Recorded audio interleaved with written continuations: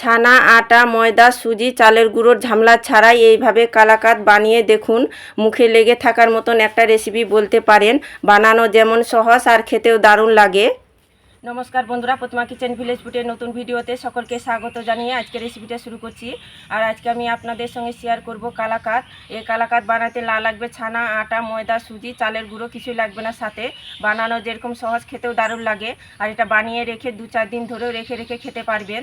তো চলুন সহজভাবে বানিয়ে দেখাবো। তো কিভাবে বানাচ্ছি বন্ধুরা স্কিপ না করে পুরো ভিডিওটা দেখবেন। আশা করি আজকে রেসিপি দেখতে আপনাদেরকে ভীষণ ভালো লাগবে।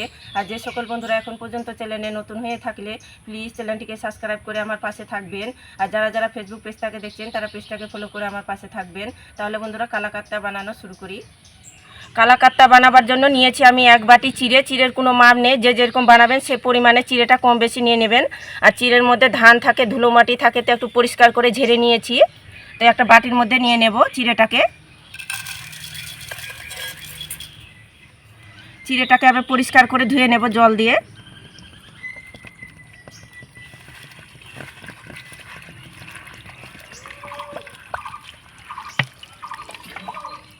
তো চিড়েটাকে আমি 2-3 বার ভালো করে জল পাল্টিয়ে ধুয়ে নিয়েছি।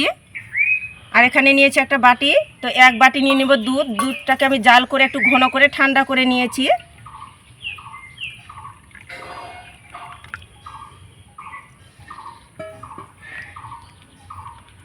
একটু হাত দিয়ে এইভাবে করে ডুবিয়ে রাখবো কিছুক্ষণ।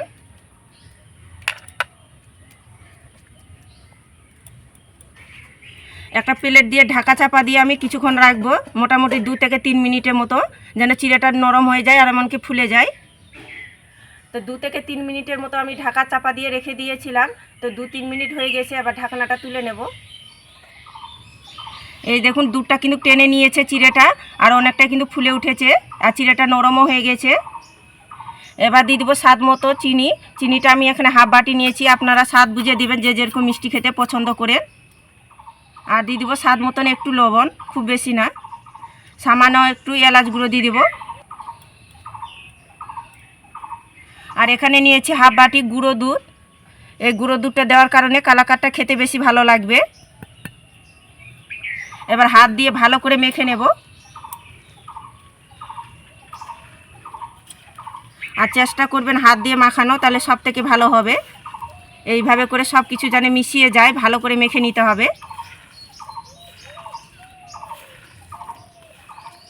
তো হাত দিয়ে খুব ভালো করে চটকে মেখে নিয়েছি।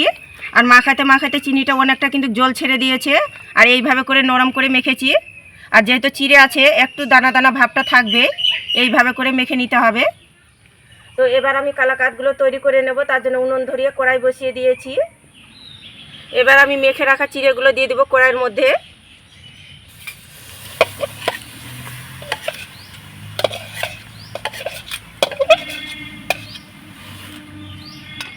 এবার এর মধ্যে দিয়ে দেবো আমি 1 চামচ ঘি।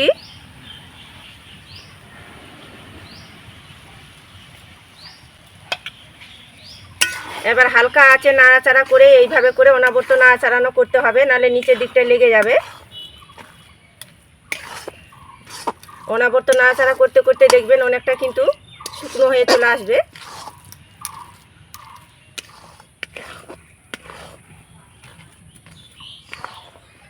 হালকা আঁচে অনাবর্ত নাড়াচাড়া করতে দেখুন অনেকটা কিন্তু শুকনো হয়ে চলে আসছে।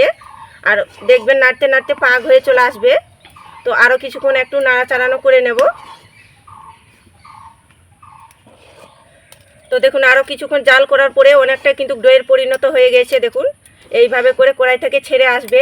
আর একটু টাইট করে শক্ত করে ডোটা তৈরি করে নিতে হবে। এই দেখুন কি সুন্দরভাবে কড়াই থেকে ছেড়ে আসছে। তো ডোটা হয়ে গেছে, এবার নামিয়ে নেব। আর এখানে থালাটা আমি উল্টো করে নিয়েছি, আর একটু ঘি লাগিয়ে নিয়েছি। এই উল্টো থালার মধ্যে দিয়ে দেব।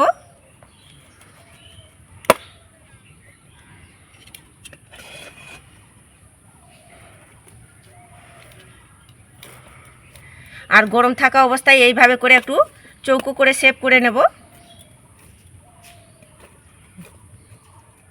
হাতের মধ্যে একটু ঘি লাগিয়ে নেব, তাহলে লেগে যাবে না।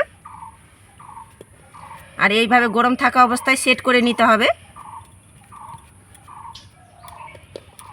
আর এটাকে চৌকো শেপ করে নেব। তো দেখুন গরম থাকা অবস্থায় আমি চৌকো শেপ তৈরি করে নিয়েছি। তো এখন অনেকটা গরম আছে, তো ঠান্ডা করে নেব আর খুব সুন্দরভাবে সেটও হয়ে যাবে ঠান্ডা হতে গেলে। তো ঠান্ডা করে নিয়েছি। কালাকাতটা সাজার জন্য এখানে পেস্তা বাদাম কুচি নিয়েছি। পেস্তা বাদাম কুচি দিয়ে এইভাবে করে সাজিয়ে নেব, তাহলে দেখতে ভালো লাগবে আর খেতেও ভালো লাগবে।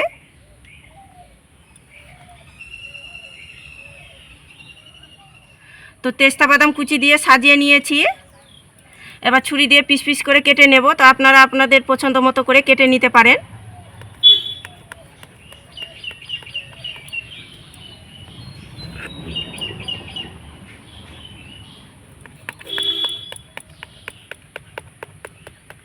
আর দেখুন কত সুন্দরভাবে শেড হয়ে গেছে।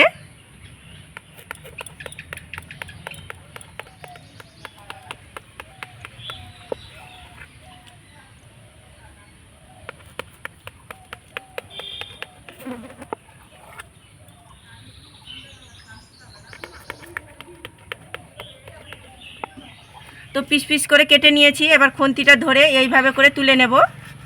এইভাবে করে কালাকাত বানিয়ে দেখুন, বানানো যেরকম সহজ আর খেতেও দারুণ লাগে।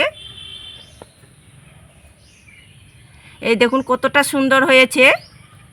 কেউ খেয়ে তো বিশ্বাসই করতে পারবে না কি এটা চিড়ে দিয়ে তৈরি করানো হয়েছে। এইভাবে করে বানিয়ে 2-4 দিন রেখেও খেতে পারবেন। তো একটা প্লেটের মধ্যে সুন্দর করে সাজিয়ে নেব।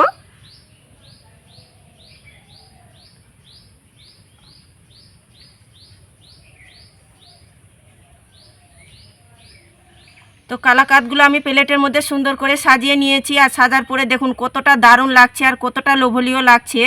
এইভাবে করে কালাকাত বাড়িতে বানিয়ে দেখুন, বাড়ির সবাই খেয়ে তো অবাক হয়ে যাবে আর বারবার বানানোর আবদার করবে। এত স্বাদ দেখবেন মুখে লেগে থাকার মতো। আর একটা আমি ভেঙেও দেখাচ্ছি, কি দারুণ দেখতে লাগছে। দেখুন দেখতে যেমন সুন্দর তার থেকে খেতে দারুণ লাগে। এইভাবে করে বানিয়ে দেখুন, খেয়ে অবাক হয়ে যাবেন কি চিড়ে দিয়ে এত সুন্দর কালাকাত বানানো যায়। দেখুন কতটা পারফেক্ট হয়েছে আর দেখতে দেখুন কি দারুণ লাগছে। মুখে দিতেই মিশে যাবে, দারুণ লাগে খেতে।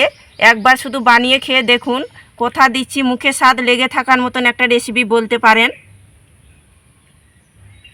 তো আপনারা তো ছানা দিয়ে কালাকাত খেয়েছেন, তো আমার মতো করে চিড়ে দিয়ে কালাকাতটা অবশ্যই তৈরি করে দেখবেন। খেতে কিন্তু দারুণ লাগে, যেমন বানানো সহজ আর খেতে দারুণ লাগে। আর বাড়ি কেউ বাদ থাকবে না, খেতে পছন্দ করবে না। একবার শুধু বানিয়ে খেয়ে দেখুন, কথা দিচ্ছি মুখে স্বাদ কিন্তু লেগে থাকার মতন একটা রেসিপি বলতে পারেন। তো আজকের আমার রেসিপি কেমন লেগেছে তো অবশ্যই কমেন্ট করে বলবেন। আর ভালো লাগলে একটা লাইক করে বন্ধুদের সঙ্গে ভিডিওটা শেয়ার করবেন। তো ভিডিওটা এখানে শেষ করছি, দেখা হচ্ছে আবার নতুন কোনো রেসিপির সঙ্গে।